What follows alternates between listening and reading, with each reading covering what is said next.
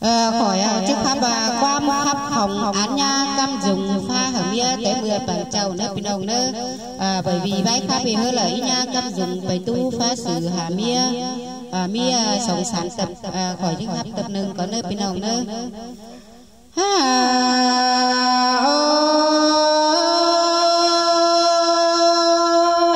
anh đi qua cùng chờ sáng sọt đô mía tên nào coi chữ khẩu quăng mốc nhã lồng sang nơi mà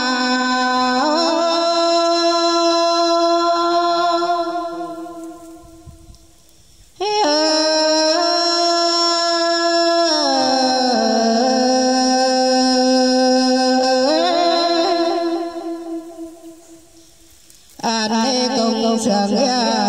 phơi mía tên tám hậu nam ơi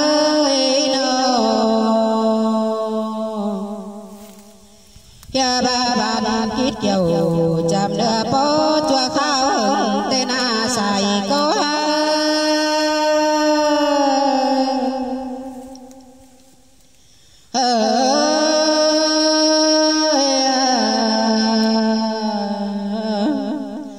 anh đi bên té phun phở mà nó bẩn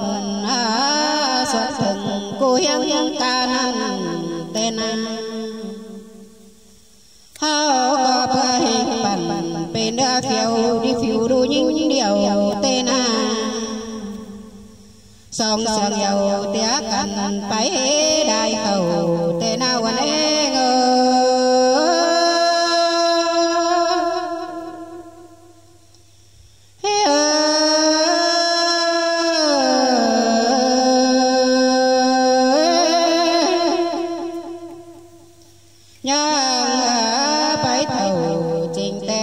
tháo bằng nơi thủy nắng nữa nơi nô hà mãi hình to sen sen tuần cái lão làng bố cứ đi quần ê ngơ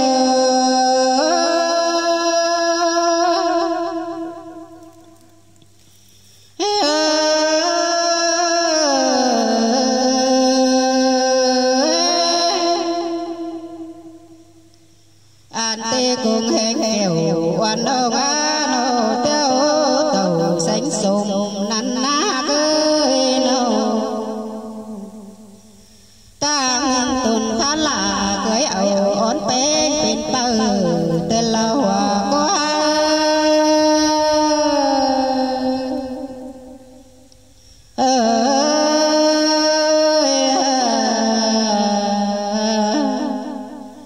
nông tổ trắng téo xanh sàng bên cô tiêm phành bi đàn bé ngàn hà ba còn bé gót sàn đến chuyến bên hầu tên lò quần ế ngô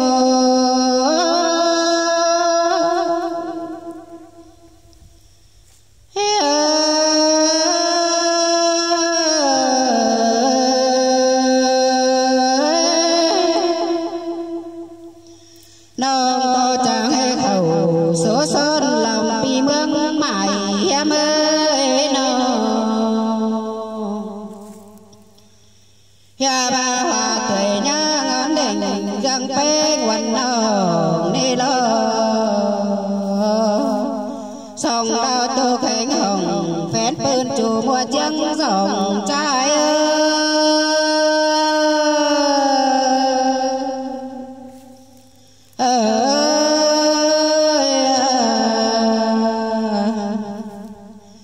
bên có bài còn than bó quên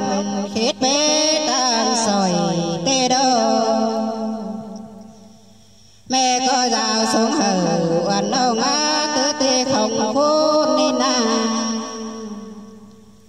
tê ngã cuốn quan cánh dần oan mơ chụp tổn oan này ngơ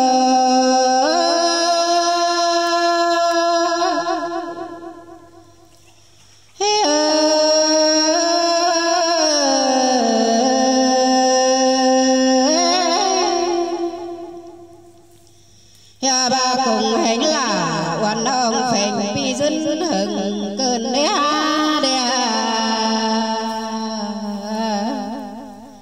ya ba lưng sương nằm cánh bà muôn khắp tê lô là trai ơi nô ya ba bùn chóp đầy giang chăn á nô ba na ba bùn phở láng vòng nô ơi nô hòm bay mương cánh là mương tay mông tay tên là quần anh ơi hao có mơn phải lấy giang chân phía bút tả nay hao na nô cho bài quần bèn đã phải tiếng tâm sưng nông tên là sinh xa tổng hà nô tác tàu tên phèn đình mương hao na nô ta nông mộng con chờ những trái tạm xứ tên là quần ên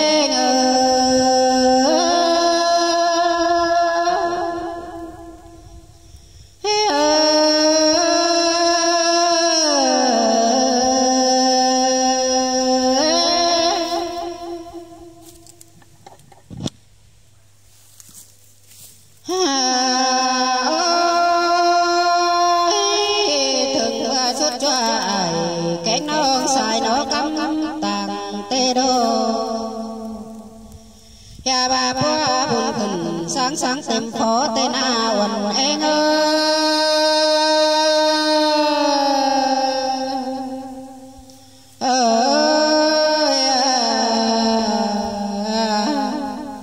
ya ba là tấm hờ xanh bồn hương cho bay kinh đế hà nô anh này là quá nô lô lại trai nô ít phải hương duyên sao nói ni lơ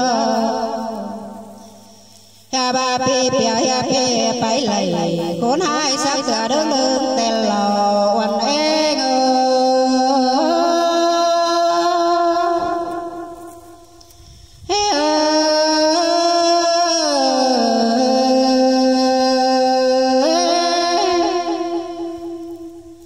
chẳng má bưng chờ quần cánh hậu số hai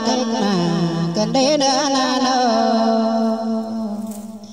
tên hình ảnh cánh nô nhìn quan quan sương hậu đi hòa có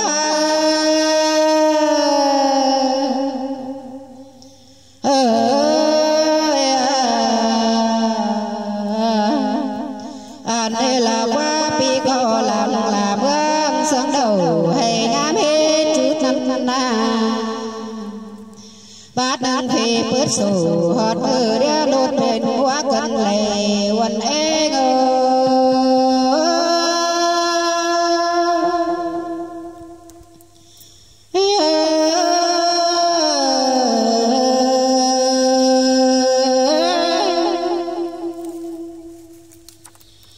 mà hình to là hạc ơi nô hôm qua sẵn hà năn cơn đế hà nô tô qua bơn cho bón nhìn nừng tô có trai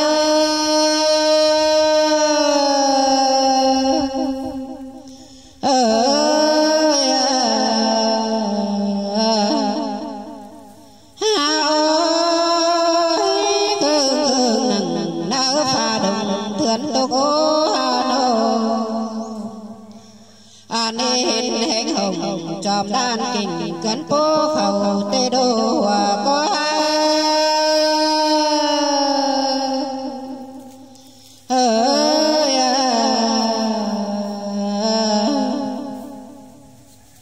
mà hình to sầu điều đeo trả lời đi phù cần đế ta nằm bó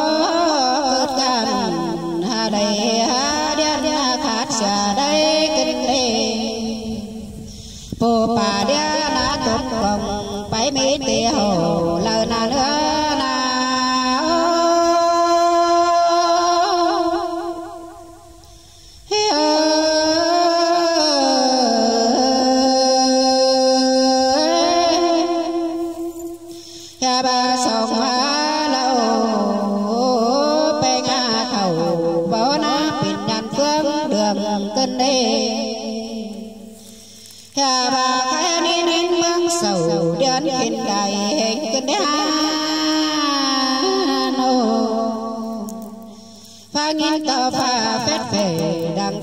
khủng há đốm luồng tê đô hè bà nào quảng hơn há mi đem khen thể cơn đê hòa có trái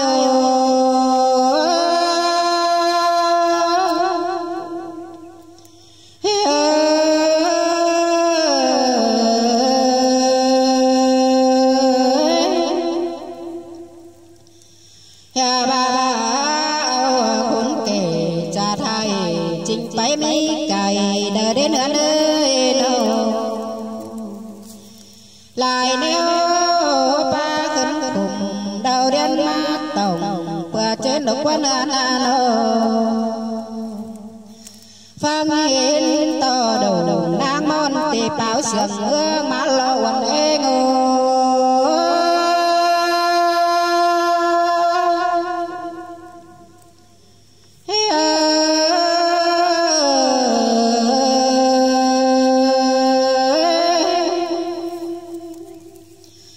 phong nghìn tờ vì sáng hẳn đã lông cầm ba cơn đá nô ta nâng năm bảo mà nông đề ngã nô cũng khưng trời cơn đê qua phải tiền nhìn qua dần sán lại là hòa có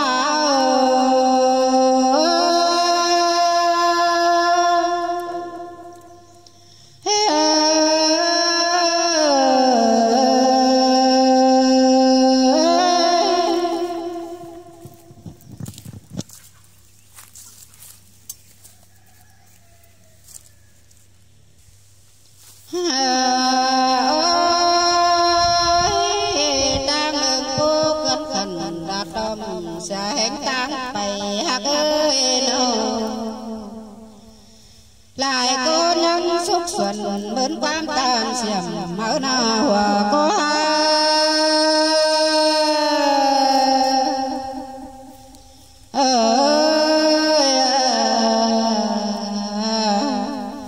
bề có nhìn sang cần mưa đầu phải ta lại cần đi bề có nhìn sang há mừng từ lầu phải ta hay cần đi bề có chết xếp xảy coi chờ bình bon xiềng cần đi hoàn nhá mơ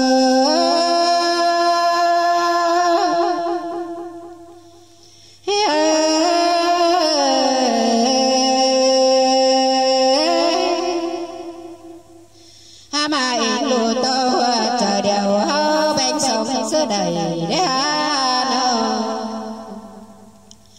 cứ đợt phải chắc dòng hấu càn ổn quá nên nô ban bờ cành nông sòng sáng bằng lá cành bê nga nô kiếm ha trà quan tàn cá muôn hầy gần cân đê nơ nơ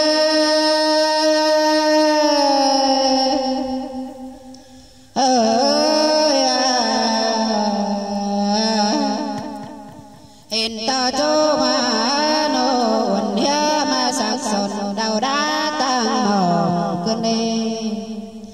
bê cò bao ngư bà nô hình hiếng còn bà nê đồng hàng hám cần hia mới nô cùng sẵn hao im nô ngang dân thường thầu báo mỹ cơn đi ma men buồn há sầu bột đeo á song khánh hám cần nên anh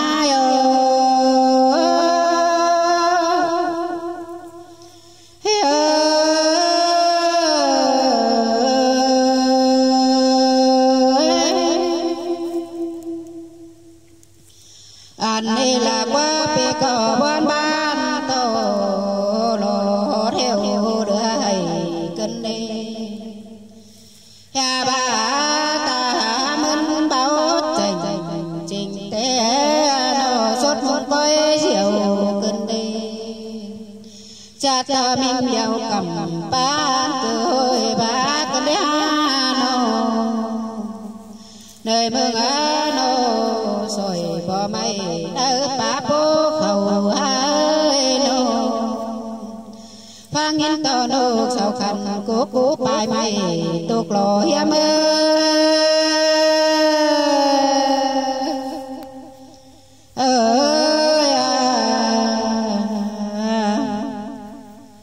có dân báo đầy trình tề bó hát có tài hát ơi nó bó hai xà mồm khá cây kèo hăng bao nó ha ba dàn thường bường táng tao mơ vườn tây nhành đã nêu quần hiếm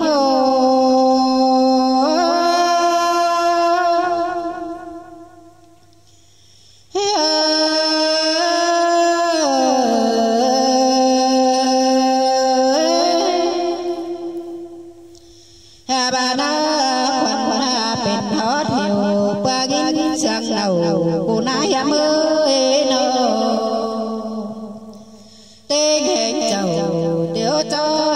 nó không mẹ em không trái ấy lo nhà bà xôn xôn làm ta băng lại dù con đẻ nó tô khánh lào ba mơ con tàu số cằn báo mỹ tê lo em ơi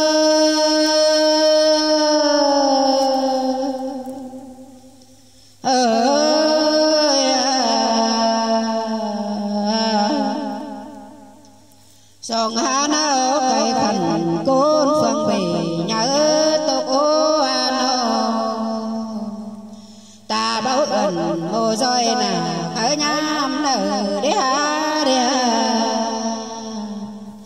liền hiện to ban bờ bay khá căn đường đố năn lo nhà ngà phụng khẩn nhọt so ngà nhọt cho như theo xíu năn lo